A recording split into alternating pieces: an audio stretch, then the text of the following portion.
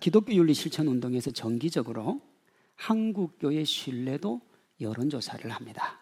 올해 조사에 따르면 우리 국민 74%가 한국교회 또 목회자, 한국교인들을 신뢰하지 않는다 그랬어요.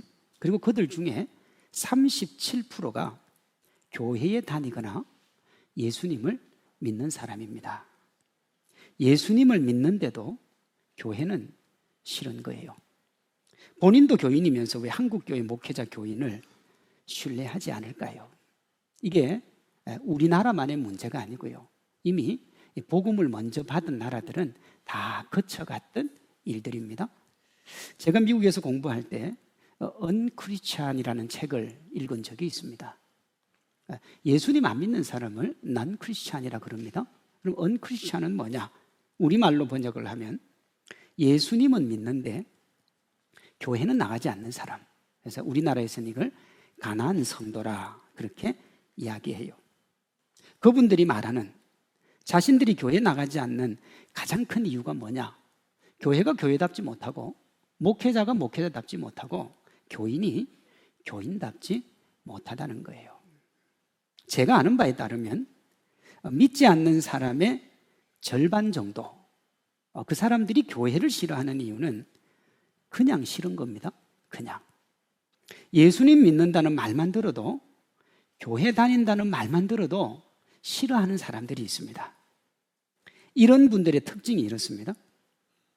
잘못한 상대방이 교인인 것을 모를 때는 그럴 수도 있지요. 그러다가 교인이라는 걸 아는 순간부터 화를 내고 함부로 합니다.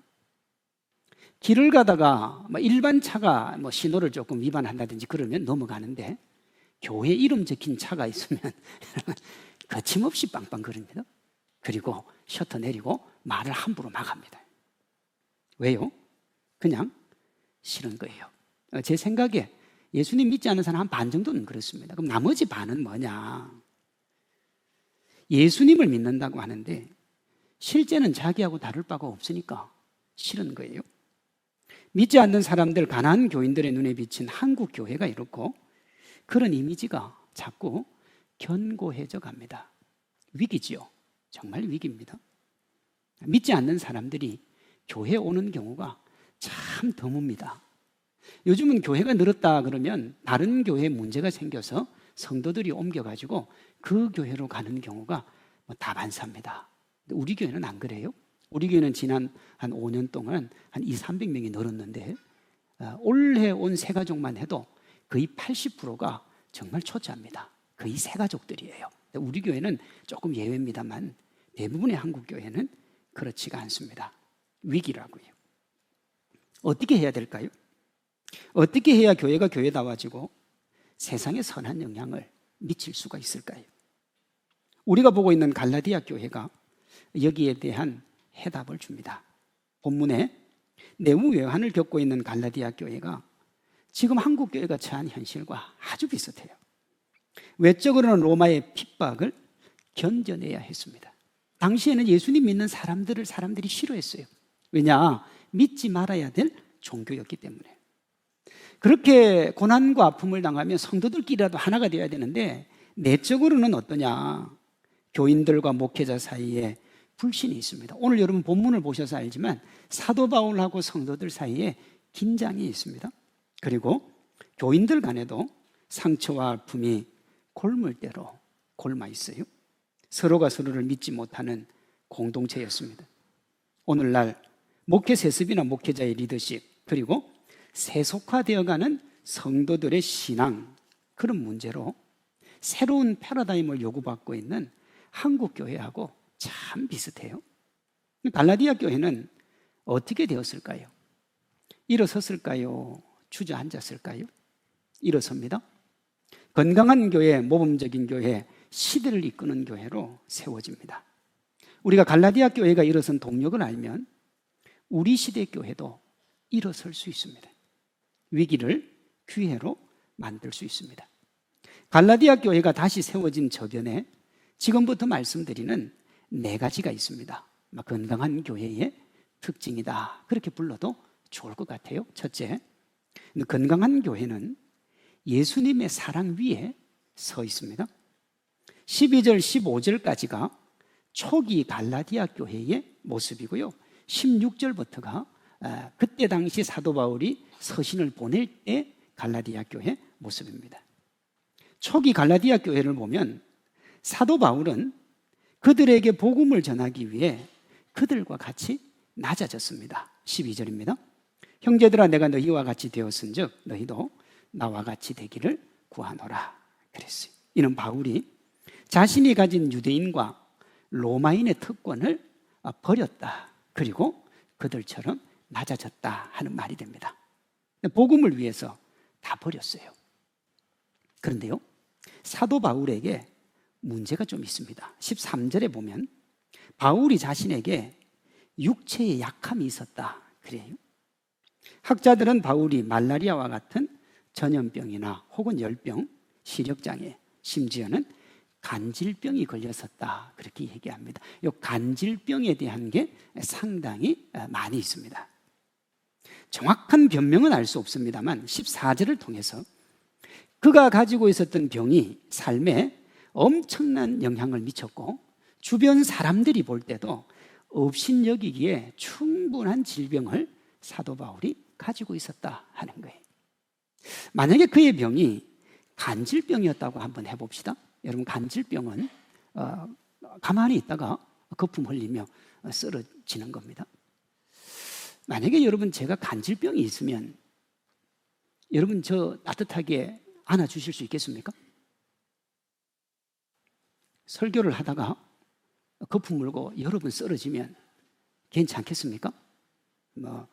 말로야 우리 목사님 사랑합니다. 우린 가슴으로 안습니다. 그럴 수 있습니다. 그러나 제 생각에 여러분하고는 좀 다를 수 있습니다. 제 생각에 제가 그런 행동 한 서너 번만 하면 뭔가 말이 나올 겁니다.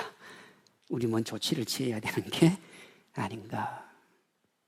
갈라디아 교인들은 그런 바울을 복음을 전해준 지도자로 품고 안았습니다.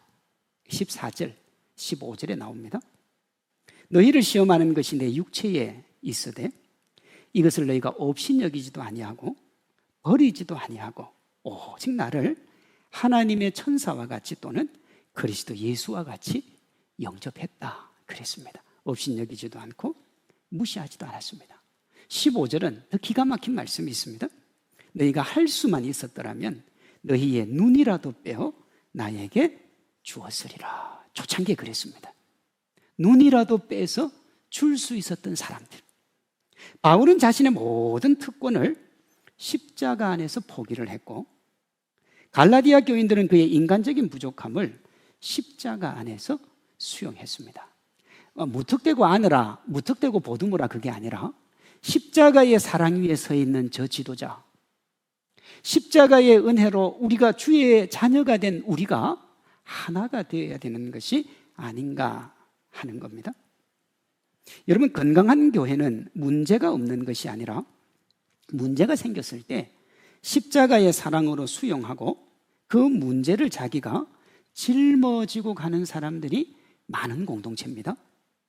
편견이나 우월의식, 소외의식, 상대적 박탈감을 버리고 예수님의 풍성한 사랑으로 모두 하나 되는 주님 마음을 가진 성도들이 많은 교회, 그 교회가 건강한 교회인 거예요.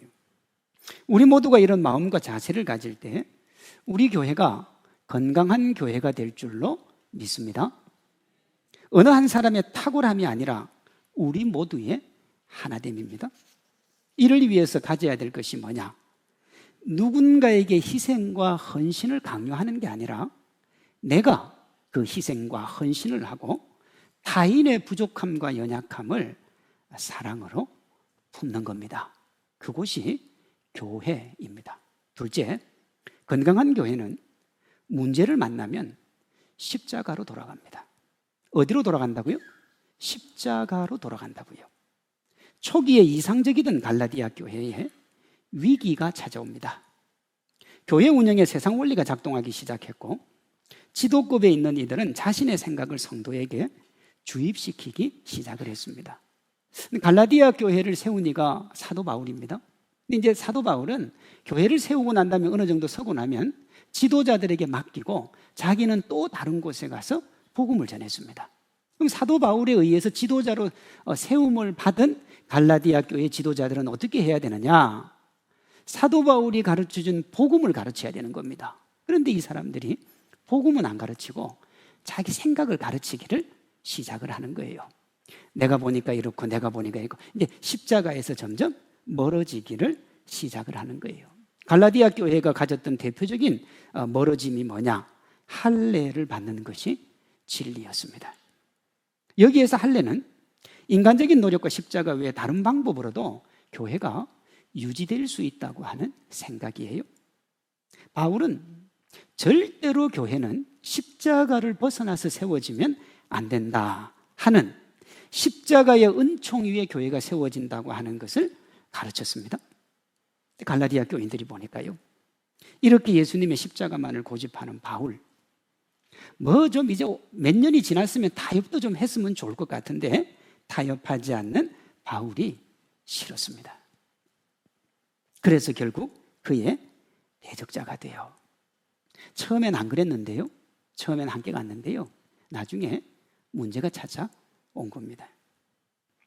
제가 처음 우리 교회 왔을 때 성도님들이 저에게 했던 말, 아니 우리 교회뿐만 아니고 제가 가는 교회마다 성도님들이 제게 했던 말이 있습니다. 전도사님, 목사님, 꼭 초심을 지켜요. 초심만 지키면 목회가 됩니다. 근데 저도 동의를 합니다. 그런데 여러분, 초심이라고 하는 게 한 명만 지킨다고 해서 되는 건 아닙니다. 같이 지켜야 돼요. 자, 갈라디아 교회를 봅니다. 사도 바울이 갈라디아 교회에 전한 그 복음 있잖아요.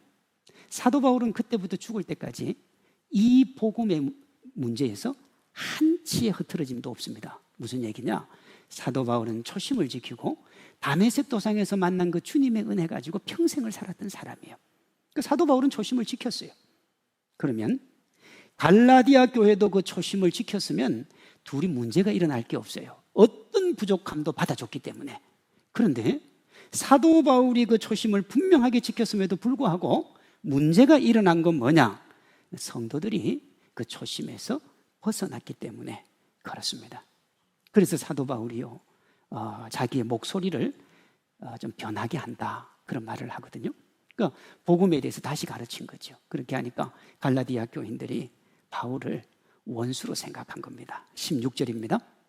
내가 너희에게 참된 말을 함으로 원수가 되었느냐. 내가 지금 전하는 건 그때 처음에 너희들에게 전했던 그 그리스도의 십자가인데, 그때는 괜찮은데 왜 지금은 안 괜찮냐는 거예요. 그때는 너희가 모든 걸 다 빼줄 만큼 아멘하고 받았는데 왜 지금은 노멘 하느냐는 겁니다. 예수님의 십자가, 그 예수님의 사랑, 그 예수님의 은혜가 전부인데 왜 주님으로부터 벗어나려고 하느냐 하는 거예요. 사랑하는 성도 여러분, 절대로 잊으면 안 됩니다. 교회가 십자가 진리 위에 굳게 서지 않으면 인간적인 생각이 개입되고 결국은 그로 인해 서로를 신뢰하지 못하는 답답한 현실을 직면하게 되는 겁니다. 우리가 복음을 벗어나면 인간의 이성적 사고가 하나님의 초월적 신비를 지배하기 시작을 해요. 그러면 신앙생활이 종교생활로 변해갑니다. 사도 바울은 이걸 견딜 수가 없었고 이렇게 변질되어가는 교회에 맞설 수밖에 없었습니다. 자기가 사랑하는 교회였지만 변질되고 타락하는 교회를 품을 수는 없었어요. 그래서 사도 바울이 이렇게 말합니다. 20절이요. 내가 이제라도 너희와 함께 있어 내 언성을 높이려 함은 너희에 대하여 의혹이 있음이라. 여러분, 사도 바울과 갈라디아 교인들 사이에는 큰 믿음의 줄로 하나가 됐습니다. 정말 속에 있는 모든 거 다 드러내도, 실수를 해도, 잘못을 해도 받아줄 수 있을 만한 그런 교인들이었습니다. 그런데 지금 사도 바울이 뭐라고 그러냐면, 내가 지금 언성을 높여서 너희를 야단치고 내가 너희에게 의심이 있다. 너희가 믿음의 사람인지 하나님의 사람인지 정말 복음을 향해 달려가는 사람인지 의심이 있다. 그래, 여러분 서글픈 거 아닙니까? 목사가 성도들을 향해서 의심을 가지고 그런 야단을 치고 징계를 한다는 건 상당히 참 불행한 거예요. 그럼에도 불구하고 사도 바울이 그럴 수밖에 없었던 것은 교회의 주인이 사람이 아니라 예수님이라는 걸 분명하게 해야 되기 때문에 그렇습니다. 그러니 어떻습니까? 교회는 예수님의 십자가 위에 굳게 서 있어야 됩니다. 만약 말입니다, 사도 바울이 인간관계를 고려해서 복음에서 벗어나 사교 모임과 자기 이익을 추구하는 장으로 이 변질되어가는 갈라디아 교인들의 모습에 침묵을 했다면 아마 그는 성도들에게 더 많은 사랑을 받았을 테고 불필요한 긴장을 할 필요도 없었을 겁니다. 왜요? 같이 변질되어 가는 거니까요. 그러나 바울은 절대로 그렇게 할 수가 없었던 거예요. 왜냐? 자기 삶의 이유가 예수님이었기 때문에 그렇습니다. 갈라디아 교회는 바울이 개척하여 세운 믿음의 공동체. 그래서 바울이 생명처럼 사랑했습니다. 그 교회를. 자기의 전부를 주고도 아깝지 않을 만한 교회예요. 그러나요, 그리스도의 십자가 은혜를 떠나 인간적인 방법으로 유지되려고 하는 교회까지 품을 수는 없는 거예요. 왜 그러냐? 그리스도의 십자가라는 진리에 서 있지 않으면 교회는 무너지게 되어 있습니다. 교회의 인간적인 관계에 끈끈함이 없을 수는 없지만 궁극적으로 교회는 인간관계가 아니라 십자가의 은총으로 유지가 되는 겁니다. 사랑하는 성도 여러분, 여러분 자신을 한번 돌아보십시오. 나는 교회 안에서 인간관계에 집중을 하는가, 하나님에 대한 믿음 안에 집중을 하는가?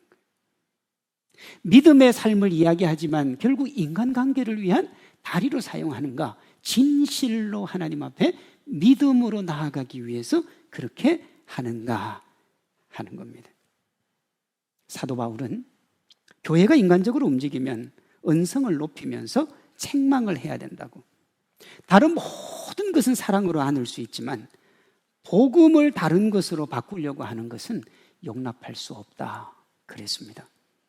세상에서는 좋은 게 좋은 건지 몰라도 교회는 좋은 게 좋은 거 아닙니다. 교회는 그리스도의 십자가가 먼저예요. 아무리 좋아도 십자가의 정신과 사랑에 어긋나면 그건 잘못된 겁니다. 교회가 세상 공동체보다는 낫지만 그래도 사람들이 모였으니까 갈등할 수 있습니다.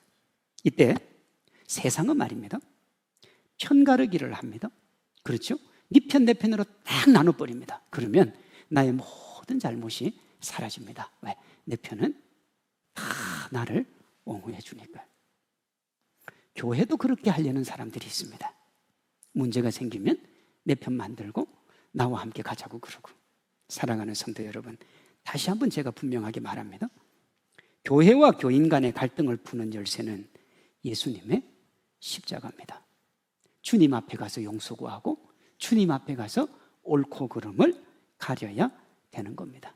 우리 모두가 어떤 문제와 어떤 아픔이 혹시 생긴다면 주님 앞으로 가지고 가서 주님 앞에서 해결을 받고 우리 자신의 신앙과 우리 교회를 건강하게 세우는 믿음의 주인공들 되시기를 소망합니다.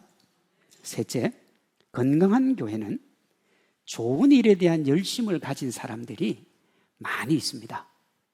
17절, 18절에 보면 갈라디아 교회 안에 건강하지 못한 열심이 있습니다.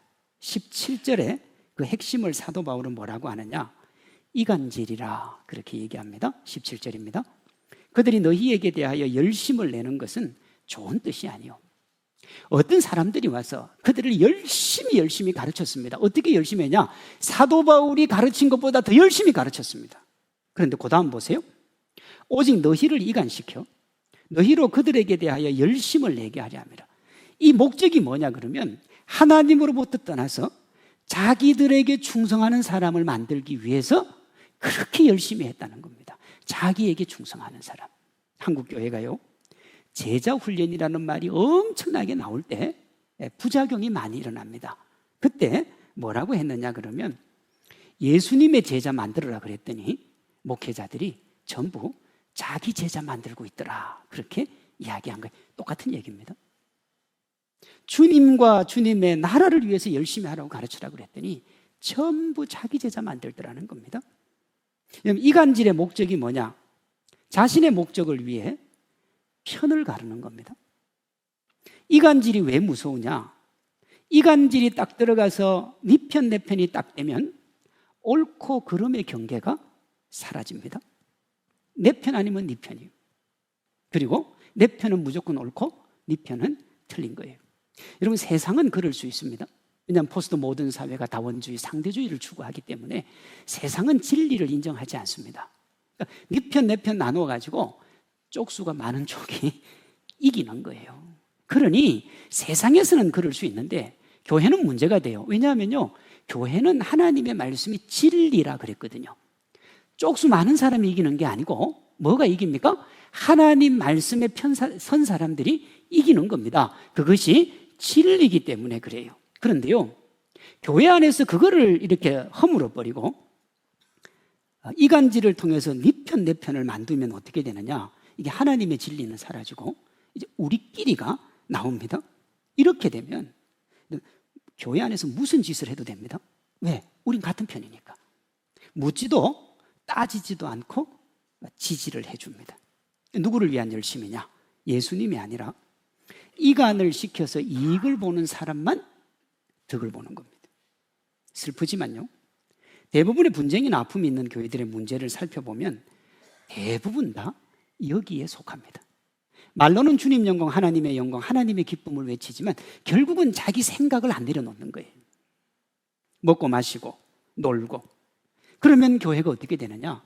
위기에 빠지게 되는 거예요. 가장 조심해야 될 것은 이간질을 안 당하는 겁니다. 여러분, 이간질 하는 사람은 마음 독하게 먹고 하기 때문에 그건 못 막아요. 여러분, 사기치는 사람 앞에 장사 없습니다. 그럼 어떻게 해야 되느냐? 거짓 소식 퍼나르고 나의 이익과 반한다고 상대를 위기에 빠뜨리는 것은 다 거부할 줄 알아야 됩니다. 그러면 어떻게 해야 되느냐? 복음을 분명하게 알고 있어야 되는 거예요. 바울은 이런 열심을 나쁜 열심이라고 하면서 절대로 이런 사람이 되지 말라고 합니다. 열심히 할 것이라면 좋은 열심을 가지라는 거예요. 18절입니다. 좋은 일에 대하여 열심으로 사모함을 받으면 내가 너희를 대하였을 때뿐 아니라 언제든지 좋다 그랬습니다. 나쁜 열심은 자신이나 다른 누군가를 위한 것입니다. 그 열심이 반드시 문제를 일으켜요. 근데 좋은 열심은 예수님을 위한 것이고 결국 교회에 유익이 됩니다. 나쁜 열심의 배경에는 욕심이나 욕망이 있습니다. 그리고 좋은 열심의 배경에는 뭐가 있느냐? 거룩한 부담이라는 게 있습니다. 자기 만족과 유익을 위한 게 나쁜 열심이고요, 하나님의 영광을 위한 게 좋은 열심인데 거룩한 부담이 있다고요. 거룩한 부담이 뭐냐? 이런 겁니다. 18세기, 19세기 영국 대부흥을 일으킨 주역이 조지 위필드입니다. 근데 그가요, 하나님의 일을 하면서 뭐라 하냐? 하나님이 나한테 지친다, 그런 얘기를 한 적이 있습니다. 그리고 이어서 이렇게 말하거든요. 그러나 주님의 일에 실증을 느끼지는 않습니다. 그래요. 여러분, 하나님 일하면 안 지칩니까? 지칩니다. 지난 8일 동안 우리가 의료 선교를 우리 팀이 다녀왔는데 갔다 오면 다 지칩니다. 어제 오자마자 제가 기도를 했는데 빨리 기도해달라는 거예요. 왜 그러냐? 나는 밥 먹으러 가려고 그러나 그랬더니 잠을 못 자서 빨리 기도해주면 집에 가서 자고 싶다는 겁니다. 여러분, 지칩니다. 육신이 약하기 때문에. 그러나 하나님의 일이 싫지는 않은 거예요. 육신이 연약하고 육신이 부족해서 지칠 수는 있어도 싫어하지 않는 이유는 주님이 나를 위해 지신 그 영광스러운 십자가가 있기 때문에 이게 거룩한 부담입니다. 우리가 십자가 은혜를 기억하며 그 은혜에 합당한 삶을 살아야 된다고 하는 거룩한 부담을 가질 때 하나님께서 우리를 복되고 아름답게 세워주실 줄로 믿습니다. 그런 사람들이 많은 교회가 건강한 교회 되는 거예요. 마지막으로, 건강한 교회는 위의 세 가지를 위해서 해산의 수고를 감당하는 하나님의 사람이 있습니다. 19절을 보면 바울이 갈라디아 교인들에게 복음을 전할 때 내가 해산의 수고를 했다 그래요. 그 해산의 고통과 헌신으로 갈라디아 교회를 세웠는데 변질되어서 교회가 풍전등화의 위기에 처한 겁니다. 이에 바울은 그들을 위해서 목숨을 걸고 다시 생명을 잉태하는 해산의 수고를 하겠다 그래요. 19절입니다.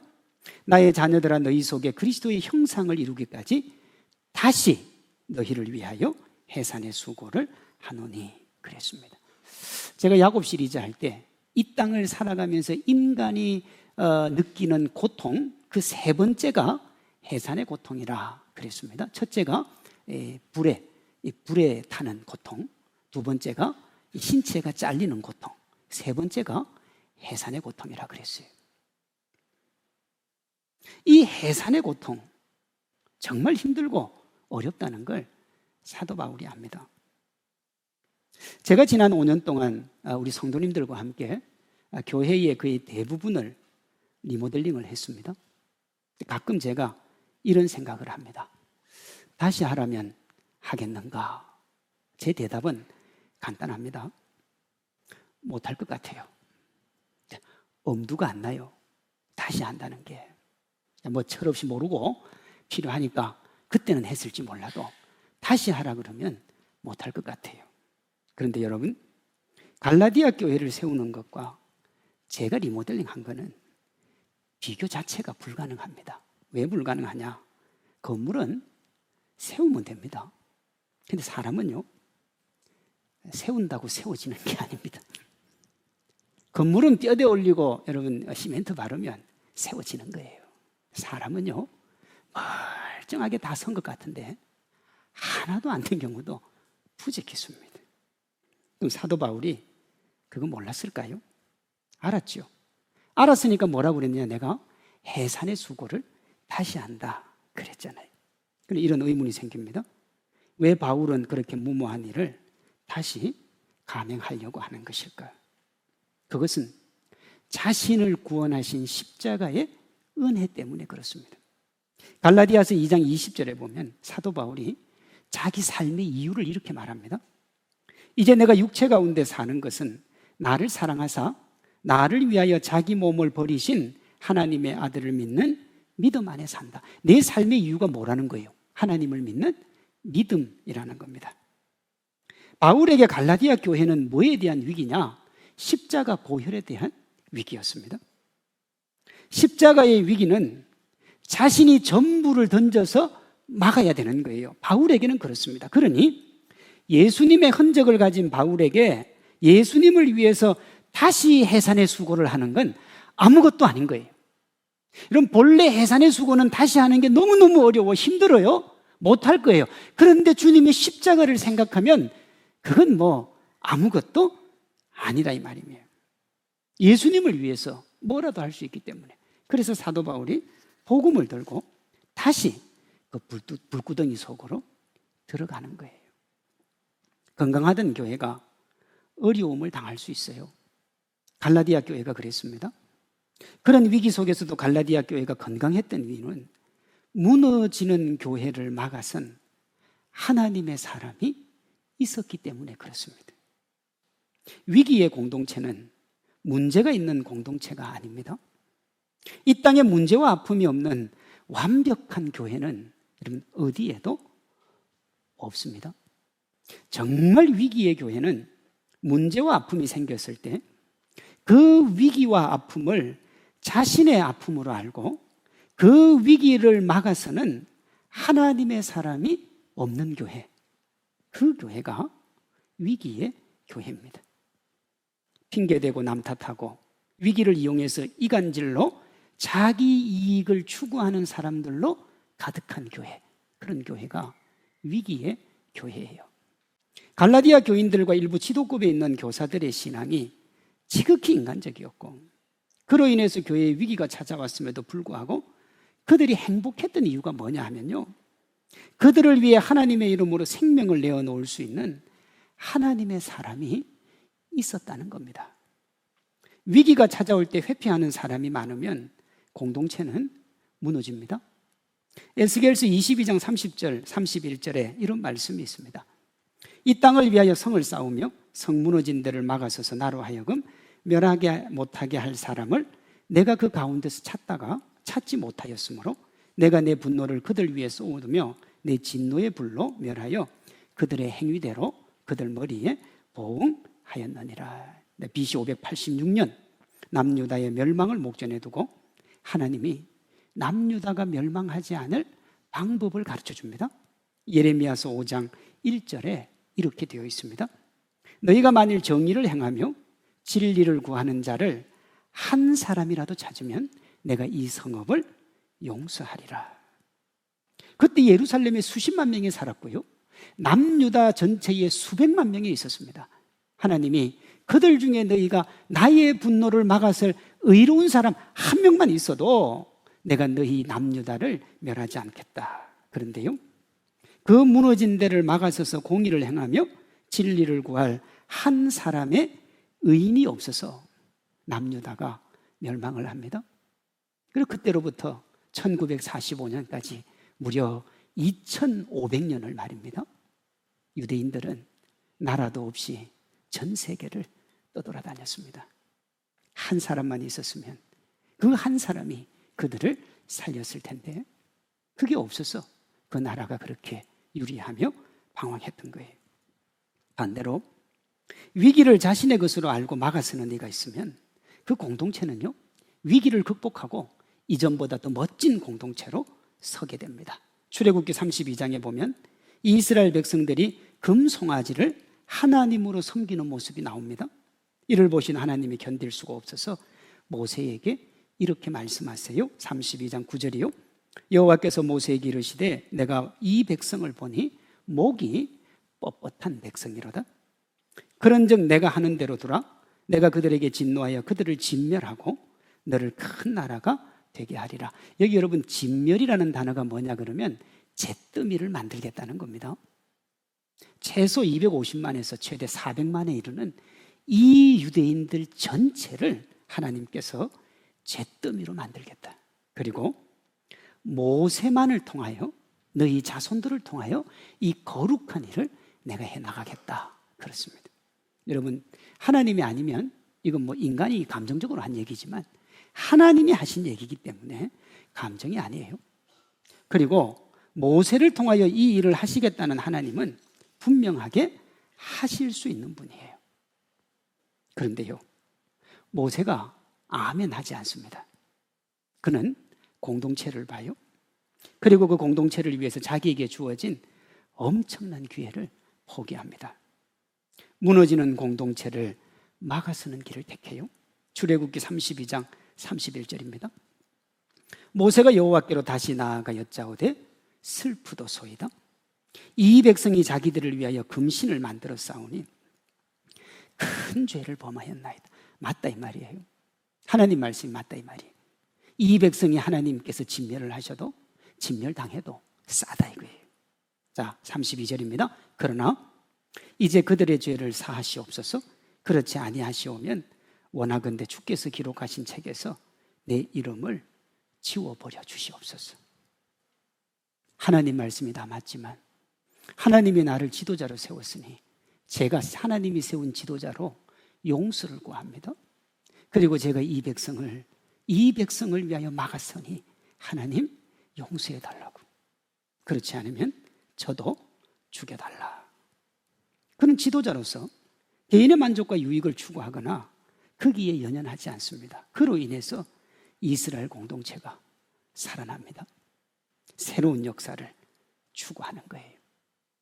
우리 교회는 예수님께서 피로 값주고 세운 구속 공동체요, 생명 공동체인 줄로 믿습니다. 건강한 교회는 누가 만들어주는 것이 아니라 우리 각자가 모세와 바울처럼 해산의 수고를 하는 믿음의 사람이 될 때 세워지는 겁니다. 지상에 완전한 교회는 없어요. 그러나 건강한 교회는 많이 있습니다. 그 건강한 교회를 만든 사람들은 방관자, 감독자가 아니라 내가 이 교회를 세워야 되고 이 거룩한 일을 해야 된다고 하는 거룩한 부담, 또 거룩한 열정으로 하나님 앞에 섰던 사람들입니다. 우리 모두가 해산의 수고를 감당하고자 다짐하고 예수님 앞으로 나아가야 될 줄로 믿습니다. 우리가 해야 될 일이 있는데요, 우리 각자가 건강한 성도가 되어서 건강한 공동체를 만드는 것인데, 무너지는 갈라디아 교회에 바울로 소망이 있었다는 걸 우리가 기억을 해야 되고요, 성산교회에 나로 인해서 소망이 있고, 여러분들로 인해 소망이 있고, 우리 모두로 인해서 소망이 있다. 여러분, 그런 간증이 우리에게 있기를 소망합니다. 어느 목사님이 있어서 그렇고, 어느 장로님이 있어서 그렇고, 어느 권사님이 있어서 그게 아니고, 내가 있어서 우리 교회에 소망이 있다 하는 간증이요.